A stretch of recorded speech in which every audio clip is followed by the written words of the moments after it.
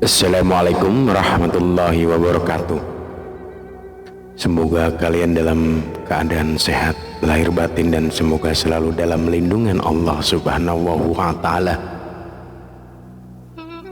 Tidak ada henti-hentinya, tidak ada kapok-kapoknya. Baginda selalu memanggil Abu Nawas untuk dijebak dengan berbagai pertanyaan atau tugas yang aneh-aneh. Hari ini Abu Nawas juga dipanggil ke istana. Setelah tiba di istana, Baginda menyambut Abu Nawas dengan senyum. Akhir-akhir ini aku sering mendapatkan gangguan perut, kata tabib pribadiku. Aku kena serangan angin, kata Baginda Raja memulai pembicaraan. Ampun tuanku, apa yang bisa hamba lakukan hingga hamba dipanggil, tanya Abu Nawas. Aku hanya menginginkan engkau menangkap angin dan memenjarakannya, kata Baginda. Abu Nawas hanya diam, tidak sepatah kata pun keluar dari mulutnya. Ia tidak memikirkan bagaimana cara menangkap angin nanti, tetapi ia masih bingung bagaimana cara membuktikan bahwa yang ditangkap itu memang benar-benar angin.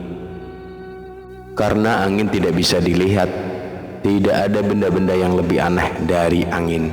Tidak seperti halnya air, walaupun tidak berwarna tetapi masih bisa dilihat. Baginda hanya memberi Abu Nawas waktu tidak lebih dari 3 hari. Abu Nawas pulang membawa pekerjaan rumah dari Baginda Raja. Namun Abu Nawas tidak begitu sedih ketika berpikir sudah merupakan bagian dari hidupnya, bahkan merupakan suatu kebutuhan. Ia yakin bahwa dengan berpikir akan terbentang jalan keluar dari kesulitan yang sedang dihadapi, dan dengan berpikir pula ia yakin bisa menyumbangkan sesuatu kepada orang lain yang membutuhkan, terutama orang-orang miskin. Karena tidak jarang Abu Nawas menggondol sepundi penuh uang emas hadiah dari Baginda Raja atas kecerdikannya. Tetapi sudah 2 hari ini Abu Nawas belum juga mendapatkan akal untuk menangkap angin, apalagi memenjarakannya. Sedangkan besok adalah hari terakhir yang telah ditetapkan Baginda Raja. Abu Nawas hampir putus asa. Abu Nawas benar-benar tidak bisa tidur walau hanya sekejap. Mungkin sudah takdir kayaknya kali ini Abu Nawas harus menjalani hukuman karena gagal melaksanakan perintah Baginda. Ia berjalan gontai menuju istana. Di sela-sela kepasrahannya kepada takdir, ia selalu ingat sesuatu, yaitu Aladin dan lampu wasiat. Bukankah jin itu tidak terlihat? Abu Nawas bertanya kepada diri sendiri. Ia berjingkrak girang dan segera berlari pulang. Sesampai di rumah, ia secepat mungkin menyiapkan segala sesuatunya, kemudian menuju istana. Di pintu gerbang istana, Abu Nawas langsung dipersilahkan masuk oleh pengawal karena Baginda sedang menunggu kehadirannya. Dengan tidak sabar, Baginda langsung bertanya kepada Abu Nawas, sudahkah engkau berhasil memenjarakan angin, hai Abu Nawas? Sudah Paduka Yang Mulia, jawab Abu Nawas dengan muka berseri-seri sambil mengeluarkan botol yang sudah disumbat. Kemudian Abu Nawas menyerahkan botol itu. Baginda menimang-nimang botol itu. Mana angin itu, hai Abu Nawas, tanya Baginda. Di dalam, tuanku yang mulia, jawab Abu Nawas penuh takdim. Aku tak melihat apa-apa, kata Baginda Raja. Ampun tuanku, memang angin tak bisa dilihat, tetapi bila Paduka ingin tahu, tutup botol itu harus dibuka terlebih dahulu, kata Abu Nawas menjelaskan. Setelah tutup botol itu dibuka, Baginda mencium bau busuk, bau kentut yang begitu menyengat hidung. Bau apa ini, hai Abu Nawas, tanya Baginda marah. Ampun tuanku yang mulia, tadi hamba buang angin dan hamba masukkan ke dalam botol. Karena hamba takut angin yang hamba buang itu keluar, maka hamba memenjarakannya dengan cara menyumbat botol, kata Abu Nawas ketakutan. Tetapi Baginda tidak jadi marah karena penjelasan Abu Nawas memang masuk akal. Dan untuk kesekian kali Abu Nawas selamat.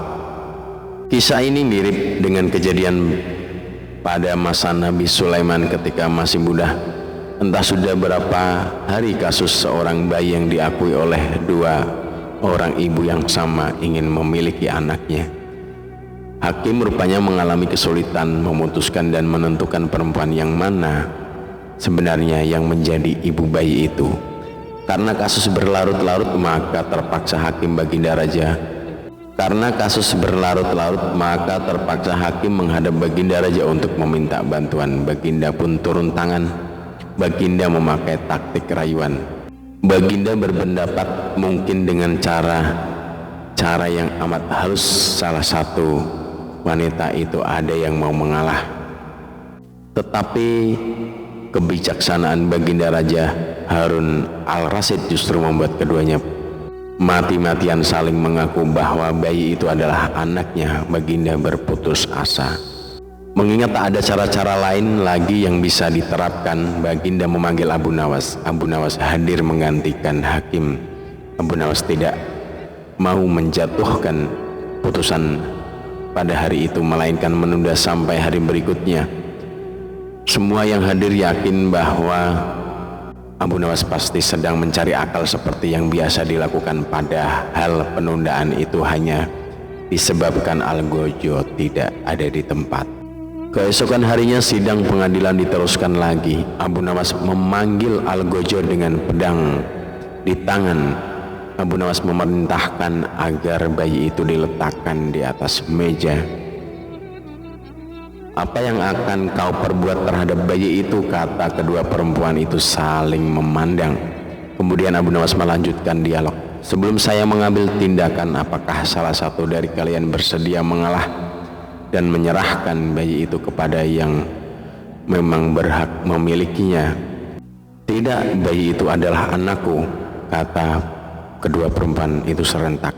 "Baiklah, kalau kalian memang sungguh-sungguh sama menginginkan bayi itu dan tidak ada yang mau mengalah, maka saya terpaksa membelah bayi itu menjadi dua sama rata," kata Abu Nawas mengancam. Perempuan pertama girang bukan kepalang, sedangkan perempuan kedua menjerit-jerit histeris, Tolong jangan dibelah bayi itu. Biarlah aku rela bayi itu seutuhnya diserahkan kepada perempuan itu," kata perempuan kedua. Abu Nawas tersenyum lega, sekarang topeng mereka sudah terbuka. Abu Nawas segera mengambil bayi itu dan langsung menyerahkan kepada perempuan kedua.